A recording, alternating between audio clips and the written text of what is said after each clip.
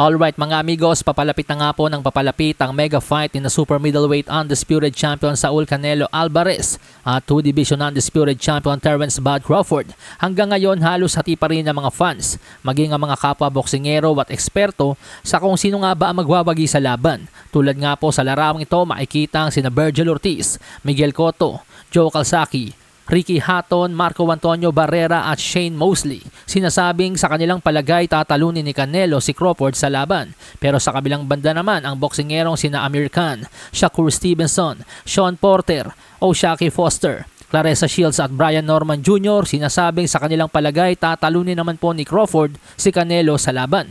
Sa mga huling naging laban ni Canelo, kadalasan heavy favorite siya doon o liamadong-liamado. Tulad ng kanyang naging laban kina William School, minus 3,500 favorite si Canelo. Ibig sabihin yung $3,500 mo tatama lamang ng $100 kapag kay Canelo ka pumusta. Ganong kadihado ang kanyang mga nakakalaban. Kontra naman kay Edgar Berlanga, minus 2,000 favorite. Laban kay Jaime Munguia, minus 525. Subalit sa paparating na laban ni Canelo kay Terence Crawford sa September 13, dikit ang betting odds. Minus 165 favorite lang si Canelo. Slightly favorite. Kumbaga mga amigo, 60% ang chance ni Canelo habang nasa 40% naman ang chance ni Crawford ayon sa mata ng mga odds maker.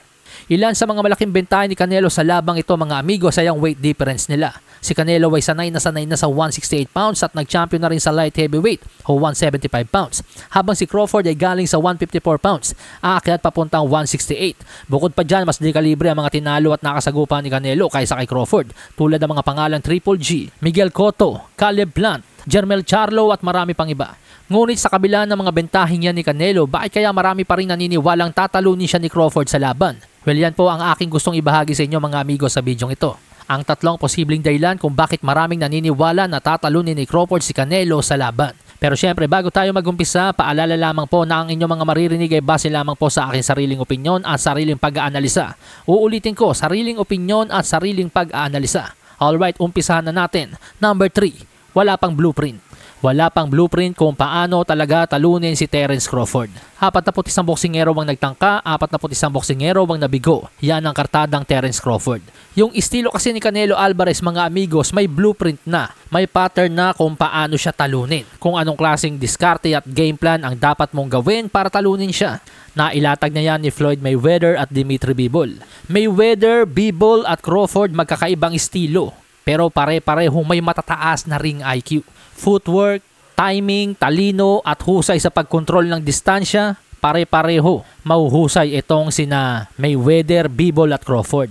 Maging ang huling nakalaban ni Canelo na si William School, na ipakita niyang hindi imposibleng talunin si Canelo. Kung mabilis lang ang iyong footwork, magaling kang kumontrol ng distansya, kaya mong iprostrate si Canelo. May mga nagsasabi nga po na kung masipag lang din sanang bumato ng suntok itong si William School. Kumbaga yung mga mintis na suntok ni Canelo sa kanya, kung sinusuklian niya yun ng mga kombinasyon, baka tinalo niya si Canelo via points. Alalahanin po natin mga amigos, hindi po kinakailangang i-knockout ni Crawford si Canelo para manalo sa laban. Tulad ng mga ginawa ni Mayweather, Dimitri Bivol, you can just outbox Canelo. Andyan na po yung blueprint na gawa na ni Mayweather at Bivol. Sa kabilang banda si Canelo wala siyang blueprint kung paano talaga tatalunin si Crawford. Now punta tayo sa number 2. Timing is everything. Sa aking opinyon, maraming naniniwalang tatalunin ni Crawford si Canelo sapagkat sa timing. Alalahanin po natin na yung version na makakalaban ni Crawford ay hindi na ito yung version ng Canelo na nakasagupa nila Triple G noong una. Hindi na ito yung version na Canelo na tumalo kina Danny Jacobs, Sergey Kovalev at Callum Smith. Sa edad 35 anyos, marami nang nakapansin ng paghina ng performance ni Canelo, especially sa nakalipas na 4 na taon kung saan hindi na siya nananalo ng knockout. Yes mga amigos, 2021 pa po huling nanalo ng knockout si Canelo. Posibleng senyales na Canelo is declining. Totoo namang mas matanda si Crawford kaysa kay Canelo. 37 na si Crawford, 35 lang si Canelo. Pero sa boxing, hindi po edad sa kalendaryo ang sukatan ng pagiging fresh ng isang boksingero. Mas bata nga si Canelo pero mas marami siyang pinagdaan ng brutal na laban kesa kay Crawford. 20 years ng professional itong si Canelo kaya naman yung wear and tear niya. Pati na rin yung father time, posibleng pumutok yan sa laban anytime. Sa katunayan sa mga huli naging laban ni Canelo, may mga palatandaan na kanyang pagbagal, less head movement, predictable combos at mas kakaunting output.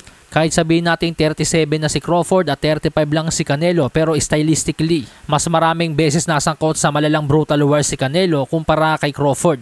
Kaya't masasabi natin na kahit 37 na si Crawford, mas fresh siya kumpara kay Canelo.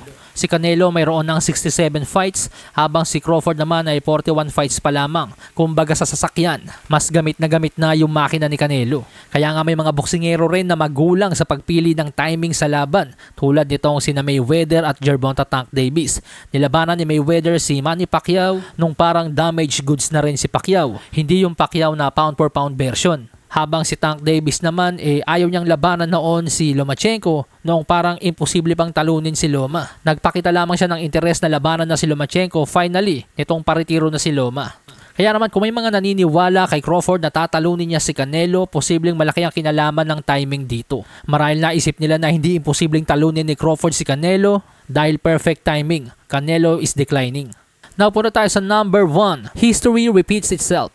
Hindi naman po ito ang unang pagkakataon sa boxing history na magkaroon ng ganitong klaseng mega fight. Ang Canelo versus Crawford ay parang modern day Hagler versus Leonard. Tulad ni Crawford, dalawang division din ang inakyat ni Sugar Ray Leonard para labanan si Marvin Hagler.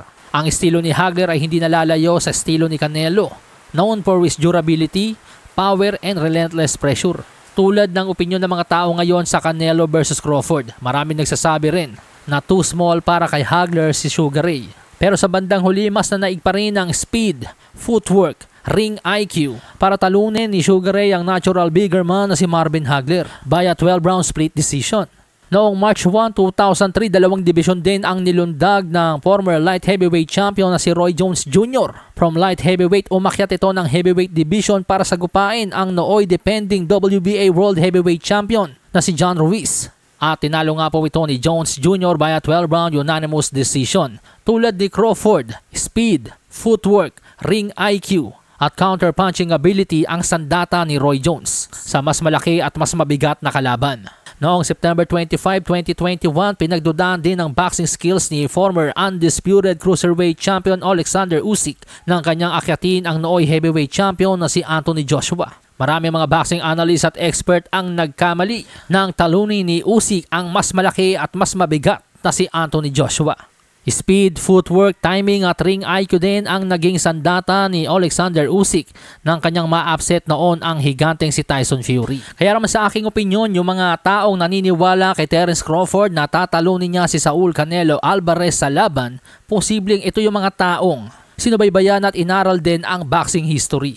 So yan po mga amigos ang tatlong posibleng dahilan na nakikita ko kaya't maraming naniniwala na tatalunin ni Terence Crawford si Saul Canelo Alvarez.